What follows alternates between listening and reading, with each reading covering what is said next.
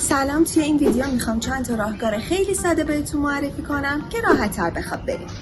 توی قدم اول بعد از غروب خورشید 80% نور اتاق یا خونه‌تون رو کم کنید.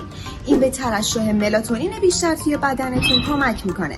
دومی که میتونین قبل از خواب از لبنیات و شیر استفاده کنین، ولی در صورت اینکه اصلا به خواب نرفتین میتونین با یک قاشق عسل خیلی راحت به خواب خودتون کمک کنین. و مهمترین و آخرین نکته اینه که سعی کنید تا میتونین از مکمل‌های ملاتونین استفاده نکنید، چون باعث کاهش عملکرد مغزتون نسبت به اطرافتون میشه و به اصطلاح شما رو اسلو میکنه. و آخرین مطلب در مورد مصرف مکمل‌های ملاتونین باید بهتون بگم که باعث ایجاد آلرژی چشم میشه.